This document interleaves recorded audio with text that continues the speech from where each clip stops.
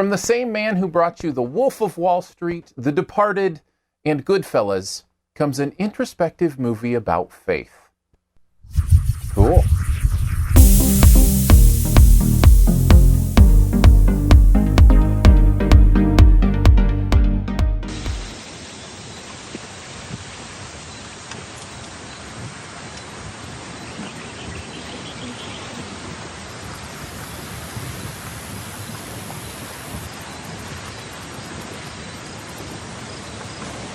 Don't move. Someone's here watching us.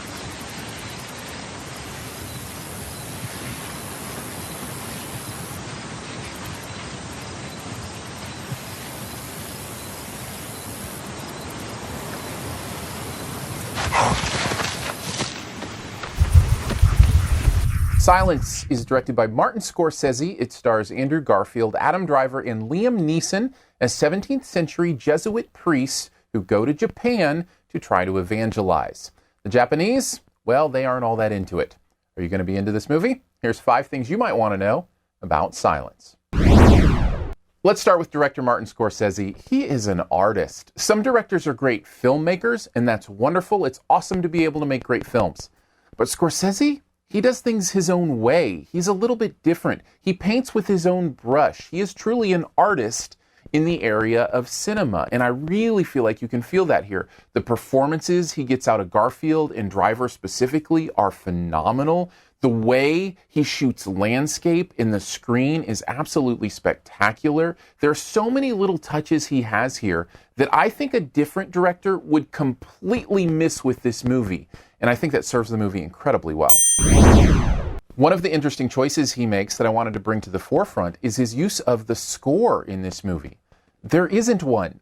He chooses not to use music to back the emotion of this movie. It is a risky and powerful choice that pays dividends in the theme of the movie being silence. In fact, the movie starts with several seconds of just silence. In fact, I wondered if somebody had accidentally pushed the mute button or something on the movie. And it brings you into this world in a very real way. Not only that, he uses ambient noise, the noise of crickets, the noise of the surroundings, the noise of the ocean, these different things to bring us into this world. And that goes all the way through the end credits. I found it beautiful and hypnotizing and emphasizing the very deep messages of this film. And that's where we're going next. I love the themes and depth of this movie. There is so much here, layered in many themes and metaphors and interesting things going on in this story. There will be dissertations written on silence. I'm sure of it. That's how complex I think a lot of what's happening here is. And it's stuff that's really interesting to think about. Doubt and faith and how they play together is very complex, but it's very authentic. And if you are a person of faith or you know a person of faith, a specifically religious faith, you understand that idea of doubt and where that line is and how do you figure out how to take a stand and what that means and all of those kind of things. The ideas of martyrdom, not just for you, but for others around you. It's incredibly intense stuff to think about, but I think incredibly valuable as well. And a look into what true persecution looks like and how that can affect the human mind. I found it absolutely fascinating and really enjoyed living in that world. I guess I should probably clarify on that. I mean, living in the intellectual world of this movie and thinking about these things. I don't want to live in the literal world. I don't want to have to actually make those choices. And Scorsese doesn't shy away from the violence of what it means to be persecuted, what it means to be tortured. And I guess let's throw that up for a warning here. At number 4, there is some very real and authentic violence. The authenticity that Martin Scorsese brings to this world is throughout. You feel like you're in the 17th century, and that goes all the way down to the brutal violence that I want to make sure you're aware of. Man, this is the kind of movie that was made for me. I don't expect it was made for everybody, and depending on your religious affiliation or non-affiliation, this movie may fall completely flat for you. I'm not sure.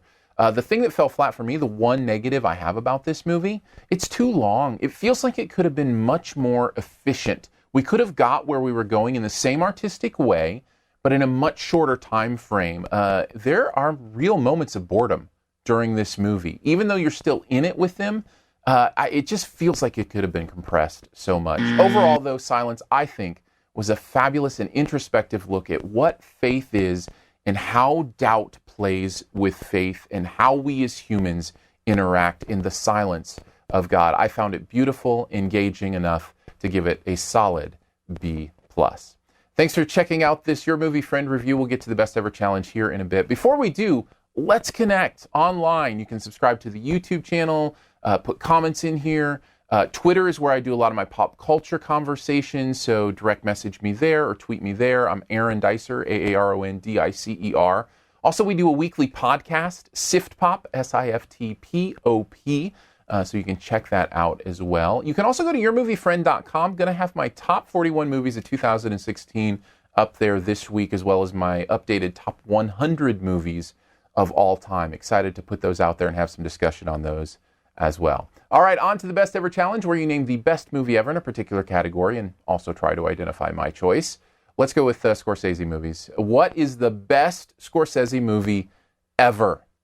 For mine, I'm going to go with the one that starred Leonardo DiCaprio. What, that's not specific enough? Okay, I'm going to go with the one where Martin Scorsese channels his best Alfred Hitchcock impersonation. How's that for a clue? Take a guess at mine in the comments. The first person to get it right does get a point. Leave your choice there as well. I would love to see it. And as always, here's 5 extra seconds to hit the subscribe logo. Just click it. It's right down in this corner. And then you'll be subscribed. That's how subscribe logos work.